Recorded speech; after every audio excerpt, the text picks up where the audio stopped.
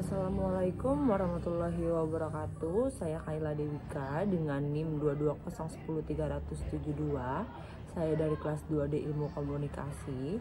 Di sini saya akan mereview buku yang berjudul Bicara Itu Ada Seninya, karya Oh Soo-hyang. Ia adalah seorang dosen dan pakar komunikasi terkenal di Korea Selatan.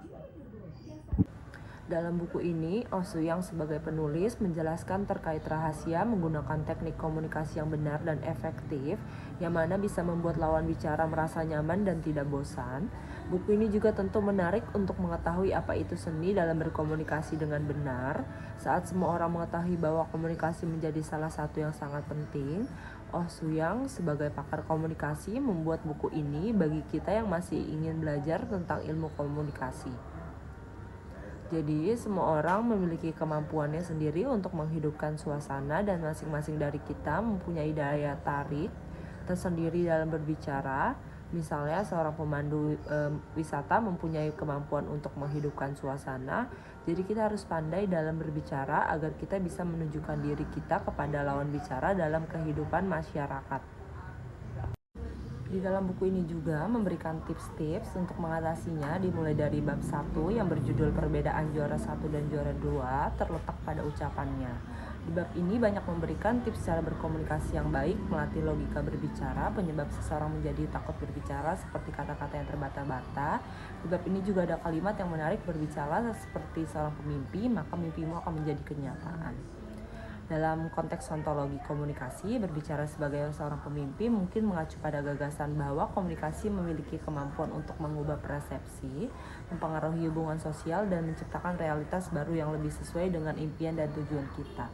Ini menekankan peran aktif komunikasi dalam membentuk dan mempengaruhi realitas sosial yang kita alami. Di bab 2 ini disebutkan teknik terpenting dalam komunikasi adalah mendengar. Hal penting di bab ini juga menurut Oh Soo-hyang, kita harus menjalin komunikasi untuk orang yang berarti, paling tidak itu sehari 30 menit, dan kuncinya itu kualitas bukan kuantitas. Nah, di bab 3 ini yang berjudul ucapan yang membuat lawan bicara memihak kita, Oh Soo-hyang mengajarkan kita kalimat kunci untuk membuat orang mendengar apa yang kita sampaikan. Kuncinya itu adalah berikan yang mereka inginkan. Di bab 4 yang berjudul beratnya ucapan ditentukan oleh dalamnya isi, bab ini Oh Soo-hyang memaparkan pentingnya latihan terus-menerus untuk menjadi pribadi yang pandai bicara.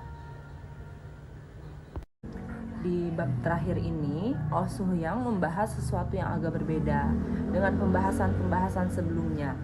Di dalam bab ini, penulis memberikan contoh-contoh yang berasal dari tokoh dunia yang menjadikan cara bicara mereka sebagai sebuah dasar untuk mencapai keberhasilan mereka. Dalam memperoleh keberhasilannya, mereka hanya mengandalkan modal, cara berbicara yang mereka miliki. Untuk salah satu contoh yang disebutkan penulis di buku ini adalah Yoo Jae-suk, yaitu seorang komedian dan presenter yang berasal dari negara Korea Selatan. Kemudian penulis juga menyebutkan tokoh dunia seperti Barack Obama, serta tokoh lainnya yang dijelaskan oleh penulis di dalam bab terakhirnya. Buku ini juga ditulis agar para pembaca bisa memahami tentang bagaimana teknik berbicara yang benar. Melalui buku ini, pembaca bisa belajar dari pengalaman orang-orang yang sudah sukses terkait inti komunikasi masing-masing. Apabila kita membaca buku ini dengan teliti dan runtut, berbicara akan tumbuh dengan sendirinya di dalam diri kita.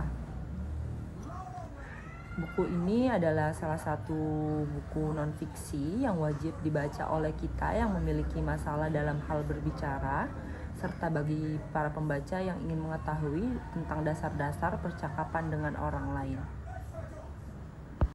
Itu saja beberapa poin yang saya ambil dari buku Bicara Itu Ada Seninya karya Oh Soo-hyang. Semoga banyak pelajaran dan manfaat dari buku ini. Kurang lebihnya mohon maaf.